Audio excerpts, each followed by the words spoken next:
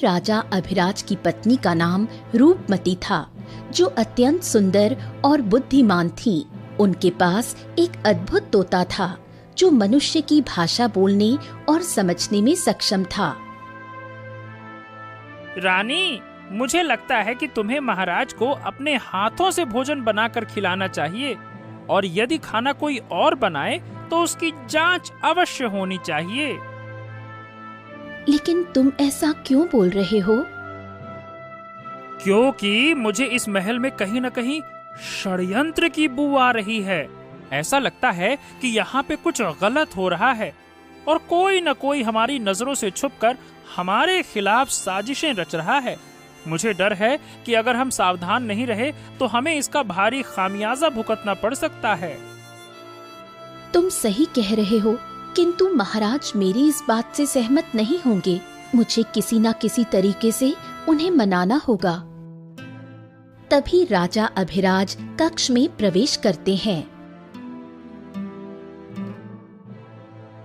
स्वामी, मैं एक महात्मा जी के पास गई थी। उन्होंने मुझे एक व्रत रखने को कहा है।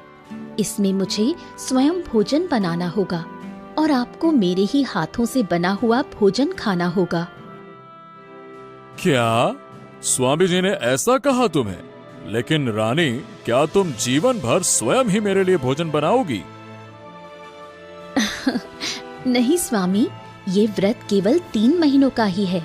यदि बीच में टूट गया तो मुझे फिर से 3 महीने तक यही व्रत दोबारा करना होगा। नहीं नहीं रूपमती, ठीक। अगर तुमने ऐसा कोई व्रत लिया है तो अवश्य ही मैं भी उसका भागीदार बनूंगा। धीरे धीरे 3 महीने बीत गए। विवाह को 5 वर्ष पूर्ण हो चुके थे, किंतु राजा और रानी की कोई संतान नहीं थी। महाराज उदास होकर मंत्री जी के पास चले गए।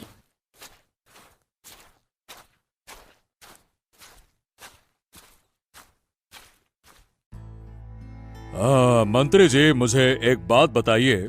आप तो जानते ही हैं कि हमारी अभी तक कोई संतान नहीं है। हम चाहते हैं कि इस नगर के बड़े से बड़े वैद्य को बुलाकर रानी के लिए संतान प्राप्ति की औषधि बनवाई जाए।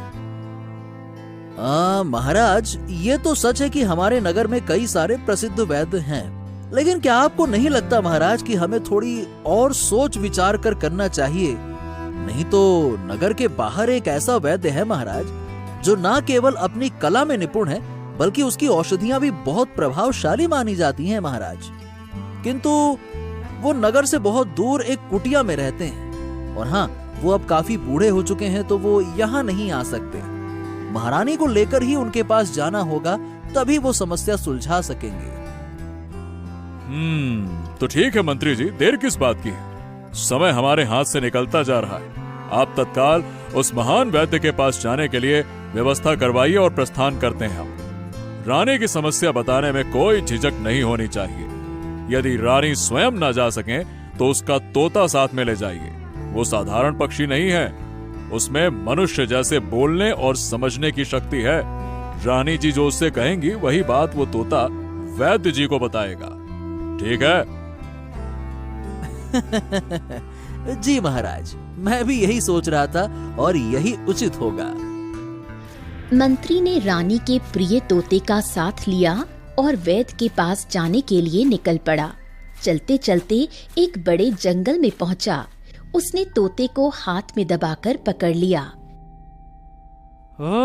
मुझे इस मंत्री की चाल कुछ ठीक ना लग रही। अवश्य ही ये कोई षड्यंत्र कर रहा है। मंत्री जी, क्या आप मुझे थोड़ी देर के लिए आजाद कर देंगे? क्या है कि मुझे जंगल के फल खाने की बहुत इच्छा है।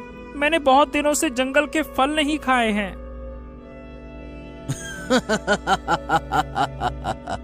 ठीक है, तो आज मैं तुझे ऐसे फल खिलाऊंगा कि तू कभी फल खाने लायक बचेगा ही नहीं। ऐसा ना, तू बड़ा रानी का रक्षक बनता है ना, इसी कारण से रानी भी खूब उड़ती है। रुक जा। मैं कहाँ होशियार बनता हूँ मंत्री जी? होशियार तो आप हैं। मैं तो बस एक साधारण सा पक्षी हूँ। मुझे तो जो भी भोजन दे दे, मैं तो उसी का गुणगान करने लगता हूँ। बाकी दुनिया से मुझे कोई मतलब नहीं। तेरी गर्दन मेरे हाथ में है और फिर भी तू होशियारी दिखाने से बाज नहीं आता। लेकिन मेरे हाथों से आज तक कोई बच नहीं सका है। याद रखना, राजा विराज को भी तो मैंने ही मौत के घाट उतारा था और आज तक कोई भी मुझे समझ ही नहीं पाया कि कातिल कौन है। मैं मंत्री जी, आप ये भूल रहे हैं कि मैं सिर्फ सुनना नहीं बल्कि बोलना भी जानता हूँ, और जो कुछ मैंने सुना है अब वो सबको पता चलेगा। एक एक सच उजागर होगा। अबे तेरा टेटुआ दबा के खत्म कर दूंगा ना। जब तू जिंदा ही नहीं रहेगा तो कुछ कहेगा कहां से। मैं तुझे यहीं खत्म कर दूंगा और महल में सबको कह दूंगा कि जैसे ही मौका मिला तू घने जंगल में उड़ गया बाकी तोतों की तरह। सच्चाई किसी को कभी पता नहीं चलेगी। अरे मंत्री जी, इस नगर का राजा जिंदा रहे या मर जाए, वो राजा रहे या आप बन जाए, मुझे क्या। मैं तो बस भोजन से मतलब रखता हूँ। आप मुझे मारिए मत। आप चाहेंगे तो मैं महल वापस नहीं जाऊंगा। अच्छा चल ठीक है, अब तू इतना कहता है तो मैं तुझे छोड़ देता हूँ ताकि तू मुझे राजा बनते हुए देख सके। लेकिन मैं तेरे पंख जरूर काट दूंगा ताकि तू उड़ ना सके। रुक जा। ये कहते ही मंत्री ने अपनी म्यान से तलवार निकाली और तोते के दोनों पंख काट दिए और उसे झाड़ियों में फेंक दिया। झाड़ियों के पीछे ही एक लड़का राजू पेड़ के नीचे बैठा था, जो मंत्री और तोते की सारी बातें सुन रहा था। अरे ये तोता तो बिल्कुल मनुष्य की तरह बोलता है, और बाप रे ये व्यक्ति कितना निर्दयी है जिसने इस बेचारे के दोनों पंख काट दिए। बाप रे बाप।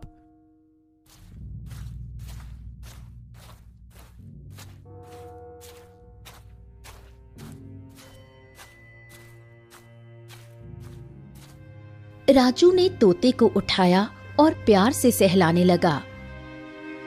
मेरी मदद करो, मेरी मदद करो।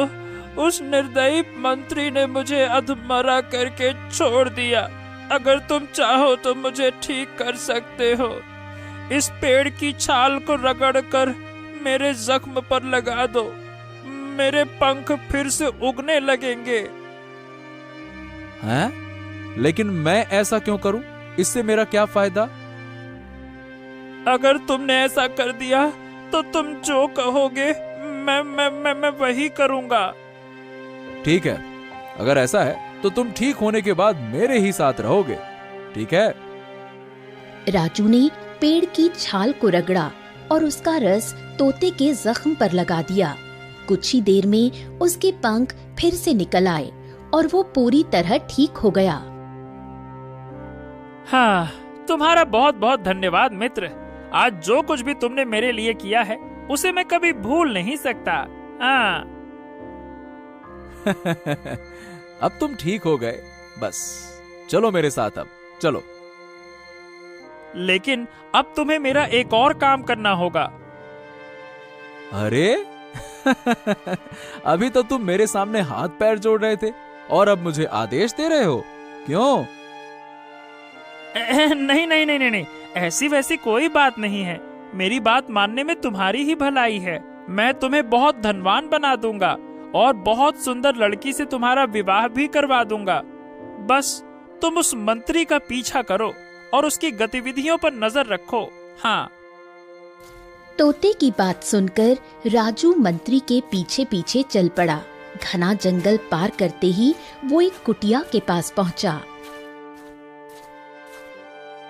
वैद्य जी, मैं महारानी के लिए औषधि लेने आया हूँ। ऐसी औषधि बना दो कि महारानी जीवन भर के लिए बाज बन जाए। अरे मंत्री जी, भला ऐसे कैसे हो सकता है? मेरा काम लोगों का भला करना है। मैं किसी को गलत दवा नहीं दे सकता। ए वैद्य, जितना कहता हूँ उतना ही तुम करो चुपचाप। आज नहीं तो कल मैं इस राज्य का राजा बन जाऊंगा और तुम्हारी बेटी को रानी बना दूंगा। और अगर तुमने ऐसा नहीं किया तो तुम्हें कड़ी से कड़ी सजा दूंगा, समझ गए? वैद्य कुछ सोच में पड़ गया, फिर भारी मन से दवा तैयार करने लगा।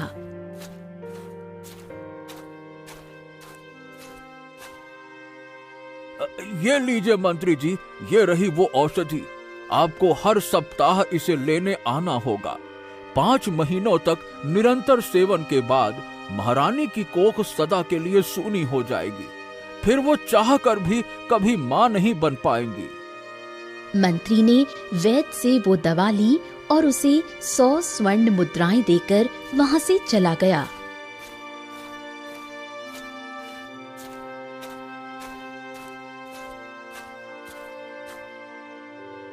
पिताजी, ये आपने क्या कर दिया? चंपा, मुझे मजबूरी में ये दवा बनानी पड़ी, परंतु मैं ये पाप अपने सर नहीं लेना चाहता। हमें किसी तरह ये सच्चाई राजा तक पहुंचानी होगी। लेकिन मैं तो यूं ही उस मंत्री से डर रहा था। वो तो भला मनुष्य है। अगर किसी तरह वो राजा बन गया ना, तो मैं तुम्हारा विवाह उससे करवा दूंगा। ये आप क्या कर रहे हैं पिताजी? वो हमारे राजा और रानी के साथ छल कर रहा है। आपको उसका साथ नहीं देना चाहिए था। अगर वो राजा बन भी गया तो मैं उस धूर्त मंत्री से कभी विवाह नहीं करूंगी। अरे मित्र, वो मंत्री तो जा चुका है। चलो चलो, मुझे जल्दी से लेकर वैद्य जी के पास चलो। चलो। राजू और तोता तेजी से कुटिया की ओर जाते हैं। वैद्य जी, मैं महारानी का तोता हूँ और मुझे सब कुछ पता चल गया है। आपने जो औषधि दी है वो कोई साधारण औषधि नहीं, वो एक गुनाह है, गुनाह। मैं महाराज से सब कुछ कह दूंगा और यकीन मानिए फिर वो आपको फांसी पर लटका देंगे। आपको कोई नहीं बचा पाएगा। अरे, ये कैसा तोता है जो बोलता है? और ये लड़का तुम दोनों यहाँ तक कैसे पहुँच आए? ये क्या नई आफत टूट पड़ी? कहाँ से आ गई ये मुसीबत सर पर? अगर तुमने देख लिया है तो फिर यह भी देखा होगा कि उस मंत्री ने कैसे हमें धमकाया था और वो औषधि मुझसे लेकर चला गया है। मैं क्या करता? देखो, मुझे माफ कर दो। मैं मजबूर था। मैं हाँ, मैंने देखा कितने मजबूर थे तुम। अगर तुम्हारी बेटी चाहे तो शायद तुम्हें बचा सकती है। अगर वो इस लड़के से विवाह कर ले तो हम तुम्हें बचा सकते हैं। ठीक है, मैं अपने पिता की जान बचाने के लिए कुछ भी कर सकती हूँ। मैं इस लड़के से विवाह के लिए तैयार हूँ, पर पिताजी को मुझसे वादा करना होगा कि अब वो महारानी को कभी गलत औषधि नहीं देंगे। ठीक है बेटी, मैं तुमसे वादा करता हूँ कि अब मैं महारानी को कभी भी गलत औषधि नहीं दूंगा। और तुम बिल्कुल ठीक कह रही हो। आज नहीं तो कल उस मंत्री की पोल खुल ही जाएगी। अब से मैं रानी को संतान प्राप्ति की ही दवा दूंगा। ठीक है। वैद्य जी ने अपनी बेटी चंपा का विवाह राजू से करवा दिया। राजू, चंपा और तोता अब एक परिवार की तरह खुशी खुशी अपने घर लौट गए। उधर मंत्री महल लौट आया, लेकिन इस बार उसके साथ न तोता था और न ही उसकी चालें अब सुरक्षित थीं।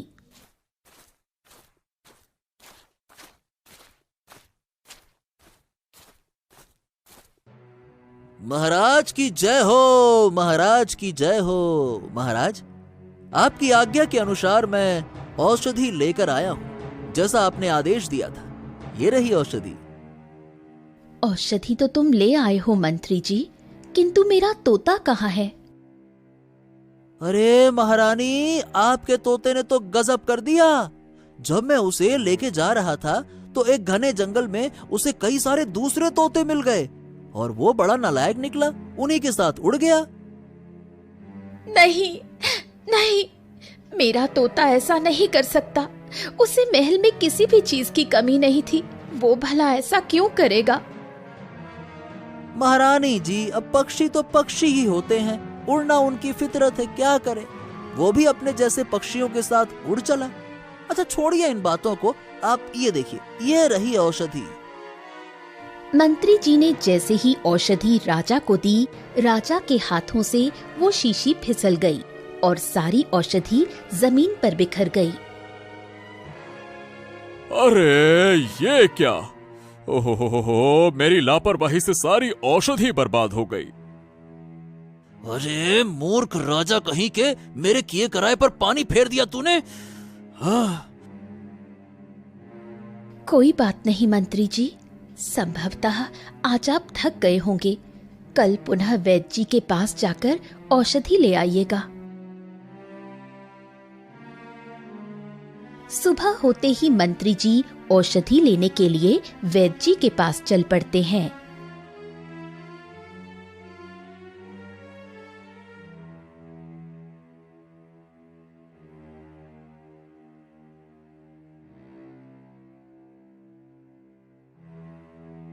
वैद्य जी, कल की औषधि महाराज के हाथों से बर्बाद हो गई।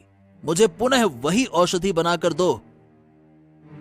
हाँ, चलो अच्छा हुआ, मैं एक पाप करने से बच गया। ठीक है, कोई बात नहीं मंत्री जी, मैं आपको फिर से औषधि बनाकर देता हूँ।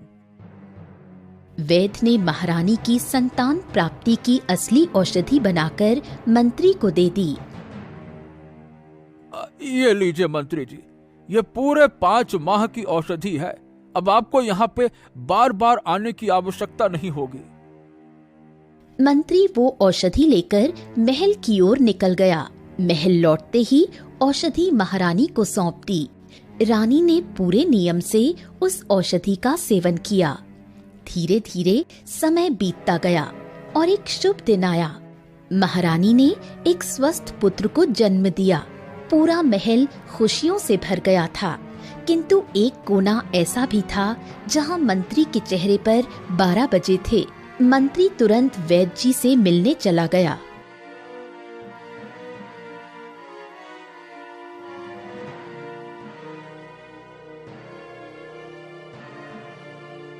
तूने मुझे धोखा दिया वैद्य, चालबाज कहीं के। मैंने तुझसे रानी के बांझ होने की दवा मांगी थी और तूने संतान प्राप्ति की औषधि दे दी।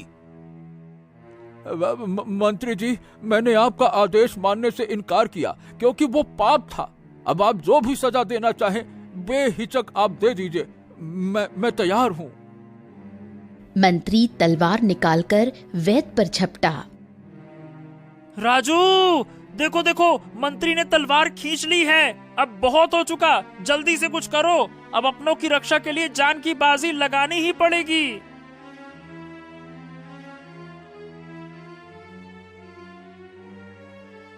राजू पीछे से डंडे से मंत्री पर वार करता है। मंत्री गिर जाता है। अरे अरे, ये किसने मारा मुझे? अबे सुन मंत्री, अगर दोबारा यहाँ दिखाई दिया ना तो जान से मार दूंगा। निकल यहाँ से, भाग। मंत्री किसी तरह उठकर वहां से भाग जाता है।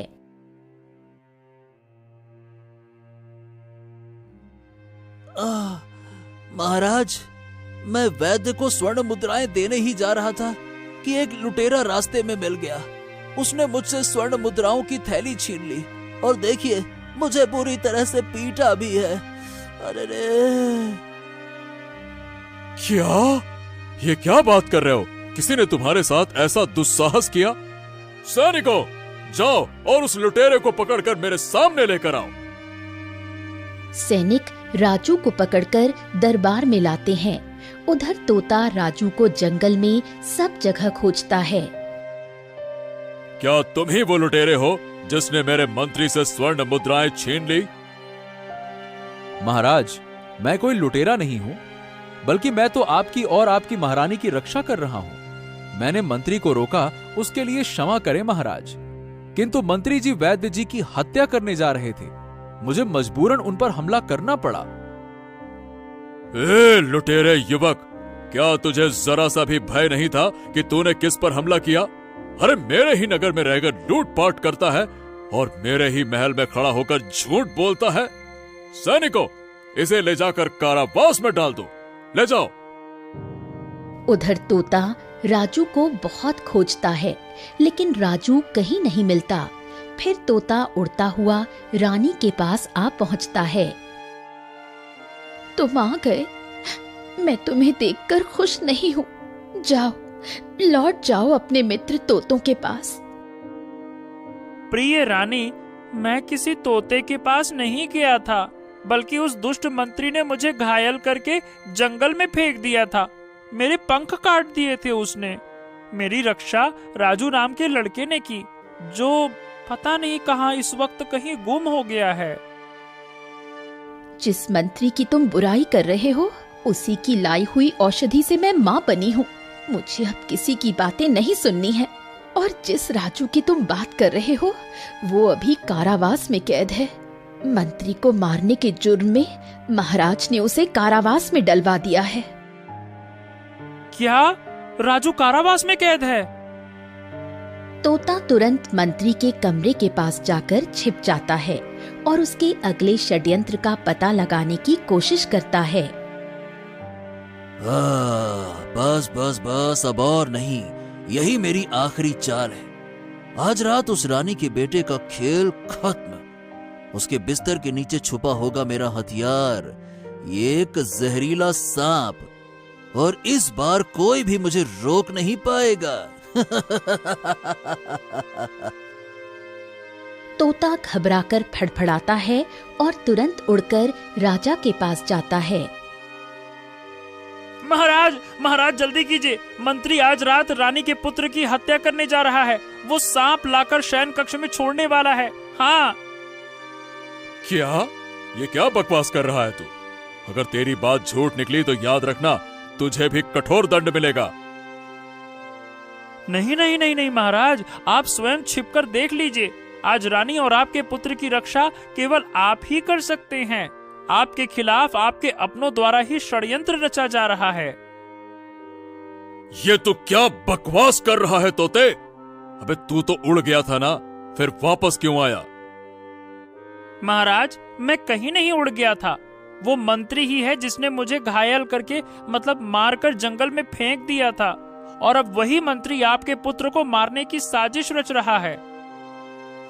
अच्छा, लेकिन उस मंत्री की वजह से ही तो मेरा पुत्र जन्मा है, तो वो उसे क्यों मारेगा? आप खुद चलकर देख लीजिए महाराज। आज शाम वो एक विषैला सर्प रानी के कक्ष में छोड़ने वाला है। अगर मेरी बात गलत निकली तो मुझे मृत्यु दंड दे दीजिएगा। ठीक है, चलो देखते हैं, चलो।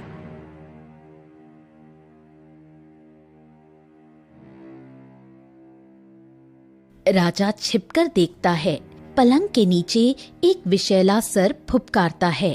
मंत्री खिड़की से भागने की कोशिश करता है। सैनिकों, सांप सांप सांप, जल्दी से उस सांप को बाहर फेंको और इस दुष्ट मंत्री को बंदी बना लो, जल्दी। सैनिक सर्प को पकड़ते हैं और कमरे से बाहर फेंक देते हैं। उधर मंत्री को पकड़ लिया जाता है। महाराज, मैंने जो कहा वो सत्य निकला। मंत्री उस वैद्य को मारने गया था क्योंकि उसने रानी को संतान प्राप्ति की औषधि दे दी थी, जबकि मंत्री महारानी को बांझ बनाना चाहता था। राजू ने ही उस वैद्य की रक्षा की थी, इसीलिए राजू पर झूठा आरोप लगा दिया उसने और उसे कारावास में डलवा दिया। हाँ प्रिय तोते, वाकई में तुमने मेरी आंखें खोल दी।